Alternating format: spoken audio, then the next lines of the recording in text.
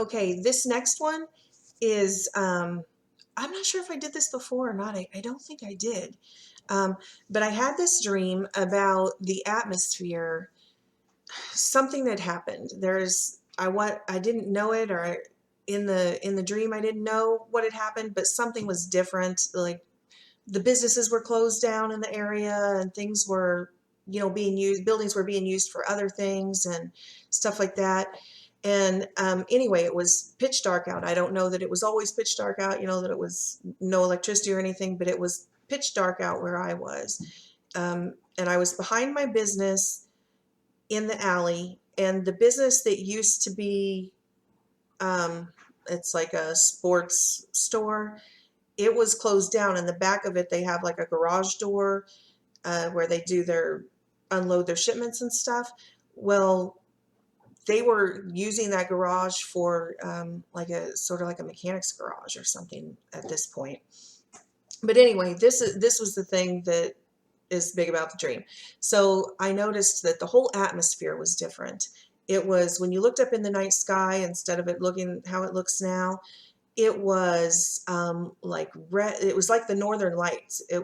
Something was magnetically different about the atmosphere, and it wasn't just green or whatever. It was it was like magenta and pink and red and purplish, and I mean beautiful. It was beautiful. It was like the northern lights. It was really, really beautiful, but there was something very eerie about it, that obviously if the atmosphere changes like that, yeah, something's going on.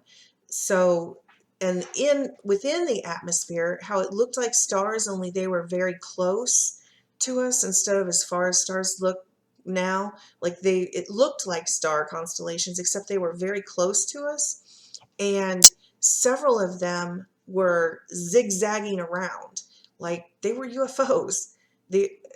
These things in the sky weren't just stars.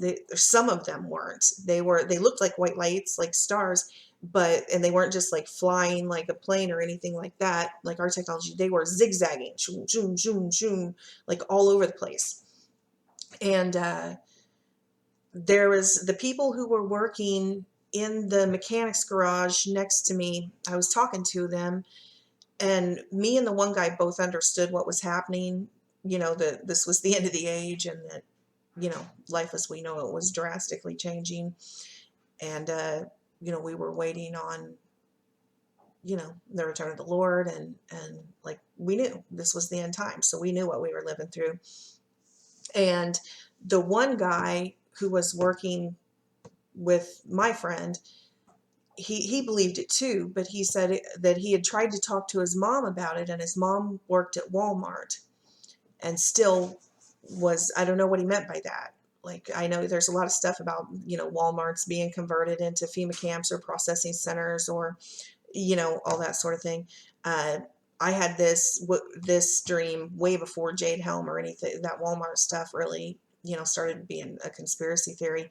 So I thought that was odd that's what he mentioned, that his mother was working down at the Walmart presently in that darkness, in that era, that where none of the stores were opened and stuff. So that's curious. And he said that she didn't believe that, even though we could look and see that celestially, our entire solar system had changed and everything, and that there were these aliens. We all know they're the Nephilim with the advanced technologies and the humanoid hybrids and all that. But anyway, that these UFOs were already disclosed and were part of everyday life at that point.